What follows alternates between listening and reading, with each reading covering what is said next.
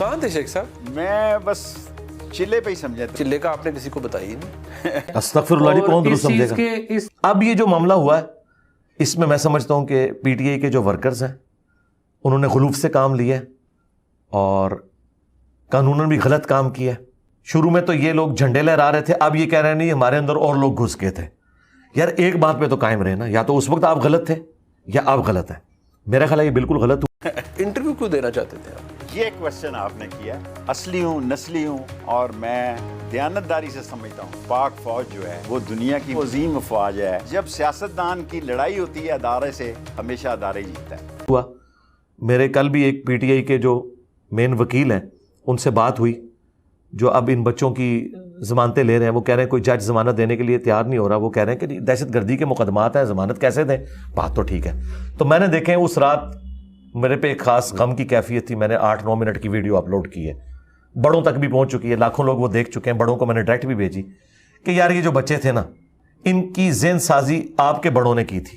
جو بڑے اب ریٹائر ہو کے سکون سے زندگی گزار رہے ہیں, خود تو اے پولیٹیکل ہوئے ہیں سو کالڈ, بچے لوگوں کے جا رہے ہیں جیلوں میں. اخلاقاً سب سے پہلے انہیں آپ جیلوں میں پھینکیں, ان کا کورٹ مارشل کریں, اس کے بعد ان بچوں پہ کریں. لیکن یہ بڑا ظلم ہے کہ یہ بچے تو جیل میں سڑ رہے ہیں اور وہ اے سی والے کمروں میں گھر بیٹھے ہوئے ہیں جنہوں نے ان بچوں کو تیار کیا تھا. تو یہ بڑی زیادتی ہے. تو بہتر یہ ہے کہ انہیں بھی آپ ویڈیو میں معافی دلوا کے ان کے ماں باپ کے ساتھ بٹھا کے. چلا بھی ہوتا ہے نا, اس کا پھر ایگزام ہوتا ہے. مجھے انٹرویو لگتا ہے آپ کا ایگزام ہے. ہاں جی, جی میرا حال ہے. ٹھیک کہہ رہے ہیں. اپنے دل پر ہاتھ رکھ کے بتائیے, آپ کو لگتا ہے کہ جو آپ کہہ رہے ہیں میں اس پہ یقین کر جاؤں گا؟ مجھے پتہ ہے آپ ایگری نہیں کریں گے, لیکن میرے لیے آپ آج ایگری کر ہی جائیں. ہم آئندہ ایسی حرکت نہ کریں گے تو ان کے یہ مقدمات خارج کریں. یہ آپ کے اپنے بچے ہیں, اسٹیٹ ماں کا درجہ رکھتی ہے اور ماں کا کام ہے کہ بچوں سے اگر ایسی غلطی ہو جائے تو معاف کریں. اور اس میں دیکھیں میں سمجھتا ہوں کہ فوج سے بھی مس ہینڈلنگ ہوئی ہے. یہ کور کمانڈر کا کام نہیں تھا کہ اس طریقے سے وہ خود نکل جاتا اور یہ معاف کے حوالے اپنا گھر کر دیتا. یہ کرنا نہیں چاہیے تھا. تو یہ ان سے بھی مس ہینڈلنگ ہوئی ہے اور اس کو تو کور کمانڈر کو انہوں نے ہٹا بھی دیا اپنی پوسٹ سے, آپ کو پتہ ہے نا. باقی قانوناً یہ جتنے معاملات ہیں نا, میں سمجھتا ہوں قانوناً تو حکومت جسٹیفائی ہے یہ تمام مقدمات بنانے میں. ہم کس منہ سے ان کو کہیں کہ یہ غلط کام نہیں ہوا؟ ہم تو نہیں یہ جھوٹ بول سکتے, غلط کام تو ہوا ہے. صرف ان کے پاس اب چھوٹنے کا راستہ یہ ہے کہ یہ اپنی معافی نامہ ویڈیو میں آ کے کہیں کہ جی ہم جذباتی ہو گئے تھے, یہ ہو گیا. باقی جو نقصان ہونا ہے وہ تو عوام پہلے بھی بھگت رہی ہے. وہ تو سرکار سیاستدانوں نے بھی اتنا قوم کا نقصان کیا ہے, اس کے بعد جوڈیشری نے کتنا قوم کا نقصان کروایا, کتنے بڑے بڑے کیسز پہ انہوں نے اربوں روپیہ لگایا اور 1 روپیہ نہیں نکال سکے. اقامہ نکلا اینڈ پہ, ایمن فیلڈ وہیں پہ کھڑا ہوا ہے, کچھ بھی نہیں کر سکے. اس طرح فوج بھی آپ کو پتہ ہے جو کچھ معاملات چلتے رہے. تو جب انہوں نے اربوں روپے ضائع کیا, عوام نے اگر کر دیا ہے تو یار معاف کر دو. عوام نے بھی تو آپ سارے بڑوں کو معاف ہی کیا ہوا ہے نا. آپ کے بچے ہیں, معاف کر دو یار, کیس خارج کرو. میری تو یہ موقف ہے جی. اس سے فساد بڑھے گا. اور خان صاحب کا بھی یہ کام ہے کہ وہ کنڈیم کریں, لیکن کیسز تو آپ ہی ہمیں کہتے تھے کیسز کو فیس کریں. اگر آپ خواجہ آصف کو, سعد رفیق کو 2.5 سال کے لیے نیب کے ذریعے اندر کروائیں اور اینڈ پہ سپریم کورٹ یہ فیصلہ دے کہ سارے پولیٹیکل کیسز تھے, تو آپ تو بڑے اچھے ہیں کہ یہ آپ کے مخالفین نے وہ 90 دن والا قانون ہی ختم کر دیا, ورنہ 90 دن سے پہلے تو سپریم کورٹ کا باپ بھی آپ کی ضمانت نہیں لے سکتا تھا. تو یہ آپ کے مخالفین نے تو آپ کے ساتھ بڑی نیکی کی ہے. تو آپ کے ساتھ تو وہ کچھ ہو بھی نہیں رہا, آپ تو لوگوں کو درس دیتے تھے نا, تو آپ بھی پھر اس کو برداشت کریں نا. اور میں نے تو بہت پہلے کہا تھا کہ جب تک یہ جیل نہیں جائیں گے بڑے لیڈر نہیں بنیں گے. اس کے لیے جیل جانا ضروری ہے. باقی ایک چیز ہے جو میں سمجھتا ہوں, میں اس تکلیف سے خود گزر رہا ہوں, کیونکہ جب میری بھی کورٹ میں پیشی ہوتی ہے اتنی سیکیورٹی میرے لیے بھی لگتی ہے پورے شہر کے اندر. میں سمجھ سکتا ہوں کہ میری لائف ونریبل ہوتی ہے اس وقت, مجھ سے زیادہ خان صاحب کی لائف ونریبل ہے. یہ گارنٹی پھر گورنمنٹ کو دینی ہوگی کہ وہ اگر کورٹ میں جائیں تو ان کے اوپر کوئی اٹیک نہ ہو. وہاں کہیں گے نہیں جی کچھ بھی ہو سکتا ہے, کوئی بھی موٹیویٹڈ بندہ آ سکتا ہے. پھر میرے خیال ہے خان صاحب کو کورٹ کی بجائے ویڈیو لنک پہ لینا چاہیے. اور اگر کہتے ہیں جی قانون نہیں ہے تو قانون پاس کر لیں. میں سمجھتا ہوں کہ اگر ان کی لائف کو تھریٹ ہے تو وہ گھر بیٹھ کے ویڈیو لنک پہ کیسز کو فیس کریں, جوڈیشری کے سامنے پیش ہوں. اور دیکھیں ہمارا بھی کتنا خرچہ ہو جاتا ہے اور پورا ملک بدوائیں دے رہا ہوتا ہے کہ یار یہ کون بندہ آ گیا, آپ اس کی وجہ سے روڈز بلاک ہوگی, لوگ گھروں میں لیٹ پہنچ رہے ہیں, اسکول سے بچے نہیں آ رہے. یار کیا ضد ہے جوڈیشری کی, کیا تکلیف ہے کہ جدھر وہ اتنے آف دا وے آرڈرز پاس کرتے ہیں تو ایک آرڈر یہ بھی پاس کریں جس طرح انہوں نے آرمی چیف کی ایکسٹینشن کو لیجیٹمائز کرنے کے لیے پارلیمنٹ کو کہا کہ آپ قانون سازی کریں کہ ہم نے باجوہ صاحب کو ایکسٹینشن دینی ہے. تو یار پارلیمنٹ کو ایک یہ بھی ریکویسٹ پھینک دو کہ آپ قانون سازی کریں کہ جن لیڈرز کی لائف ونریبل ہے ان کی ویڈیو کانفرنسنگ کے اوپر ہم جوڈیشری میں کیس چلائیں گے, وہ عدالت میں نہ آئے, کریں نا یہ. اور پھر عمران خان صاحب اگر نہ پیش ہوں ویڈیو پہ تو سب سے پہلے ہم مخالفت کریں گے. اور میں آپ کہتا ہوں کہ اس کے بعد ان کے پاس بھاگنے کا راستہ کوئی نہیں ہوگا, پیش ہوں گے, بالکل ہوں گے, پھر تو کوئی راستہ نہیں رہ جائے گا نا. تو یہ جس طریقے سے خان صاحب کو وہ مطلب وہ اوپر بھی کالا ڈبہ پہنا کے اور عجیب سا وہ ایک عجیب, میں سوچتا ہوں یار ہمارے بچے جب دیکھتے ہوں گے وہ کہیں گے یار یہ پاکستان میں پیش ہو رہا ہے یہ لیڈر ہمارا یا انڈیا میں پیش ہو رہا ہے. لوگ تو ان ویڈیوز کا مذاق اڑا رہے ہوتے ہیں کہ یہ لوگوں کا کہتا سی وہ دلیر ہونا چاہیے اور خود اس طرح آ رہا ہے. مذاق کیوں اڑانا ہے بھائی؟ سیکیورٹی تو رسول اللہ نے بھی اپنی رکھی ہے, سیکیورٹی رکھنا آپ کا رائٹ ہے. جب آیت نازل ہوئی نا واللہ یعصمک من الناس, آپ کی حفاظت اللہ تعالیٰ لوگوں سے کرے گا, اس دن حضور نے اپنی سیکیورٹی اٹھائی تھی. رسول اللہ کے بعد کسی کو گارنٹی نہیں کہ وہ سیکیورٹی اس کی اللہ کرے گا, وہ آپ نے اونٹ کو باندھ کے اللہ پہ توکل کرنا ہے. تو لہٰذا یہ رائٹ ہے آپ کا کہ آپ اپنی سیکیورٹی رکھیں. اگر ریلیجیسلی موٹیویٹڈ لوگ توہین مذہب کے نام کے اوپر خان صاحب پہ ایک اٹیک کر چکے ہیں, ان کے مخالفین تو کہتے ہیں جعلی تھا, جو بھی تھا یار ایک چیز ہمیں نظر تو آئی نا, ہوا تو ہے نا, ٹھیک ہے نا, چلیں وہ گولی نہیں لگی, کوئی اور چیز چھرا لگ گیا یا جو کچھ بھی ہے, لیکن بہرحال ایک پبلکلی تو ہم نے دیکھا ہے کہ بندے نے فائر چلایا ہے, گولیاں بھی نکلی ہیں, رخ بھی ادھر تھا, یہ ساری چیزیں ہم نے دیکھی ہیں نا.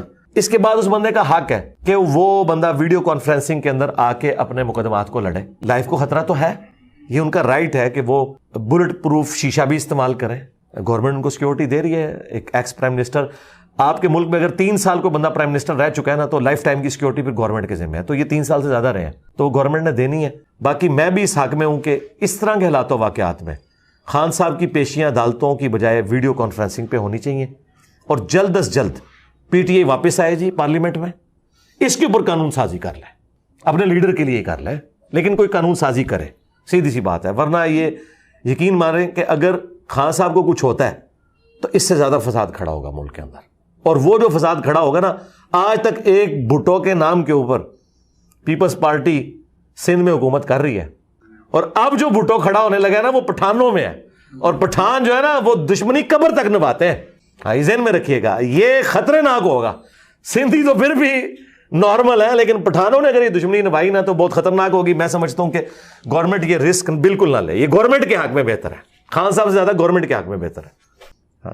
آپ کے جو فالوورز ہیں, ظاہر ہے آپ بھی اسٹوڈنٹس, میں فالوور نہیں کہتا, اسٹوڈنٹس کہہ لیں, اکیڈمی میں بھی اور فیس بک پہ, سوشل میڈیا پہ لاکھوں کی تعداد میں آپ کو لوگ دیکھتے ہیں.